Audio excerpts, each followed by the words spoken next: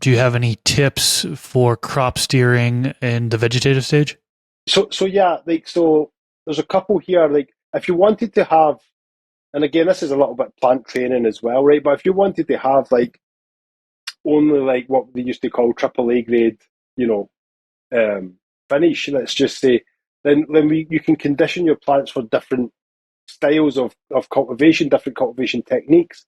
So, for example, in the vegetative state, if you wanted to grow what we call the sea of green style, which I'm sure you'll know, which is lots of plants close together, you make this kind of like literal sea of green because there's no space anywhere. There's a really good economy. Again, depending on the scale you're on, depending on what outcomes you want, it's a really good way of achieving like a fast turnaround, consistent quality.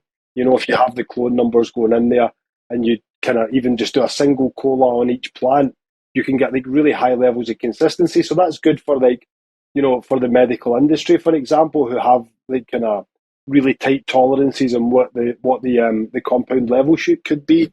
So the you know, so if you're going to grow for sea of green, for example, you basically want to ramp your light again back to light. You want to ramp your light up pretty quickly in vegetation because you're probably got a short veg time, right? So you want that plant to put on as much mass as possible. So that was the other thing I was going to get with veg. So rather than the nutrient itself, I'll talk about the watering schedule, if I may.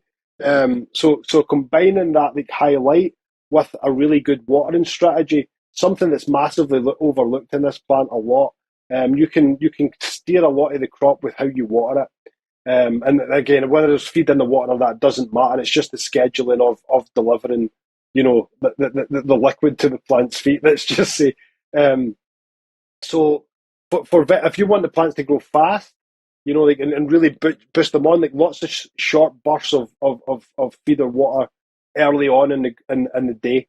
That's what I've found. That you know, just if all in all they're going to consume, say, I don't know, 8 ounces in the day, they just say it's small, right? They're going to do 8 ounces. You would do like two and two and two and two, right? So rather than do all eight at once or go four at the start and four halfway through, you just do two short ones, or sorry, four short ones of two throughout each day. I've found that pushes the plants on, especially linearly, you know, like in height, not necessarily in bushiness, but that kind of like pushes the growth rate up. So again, if you're doing single cola and you want, you know, a good apical bud there, and you're going to strip away a lot of the secondary and the tertiary, you know, growth, that's what would be my advice for that. If you want to bush the plant out in veg, then 2 shots early, 2 shots late, bigger dose shots is what I would suggest with your watering schedule there.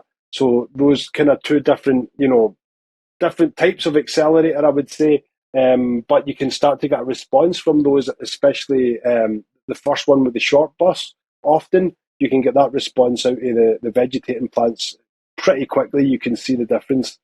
It's a bit counterintuitive to do short amount of watering but what basically happens is if you will, the mechanism is you don't give the plant enough, it creates more root hairs in search of water, then you're just giving it enough, you know, to give it enough water, but it's also pushing itself to try and find more water at the same time, which means that its overall ability to uptake water increases, you know, as opposed to giving it a big shot where it's sitting in its own water. It doesn't need to go searching for it all day. The roots don't tend to expand at the same rate when you do that.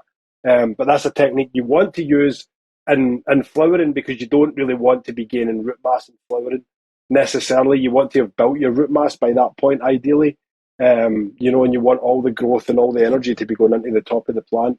So yeah, that's kind of combining your irrigation and your nutrient there. Again, I'm light on the feed. I like, you know, getting the watering right and getting the substrate right. You'll have absolutely no problems through veg.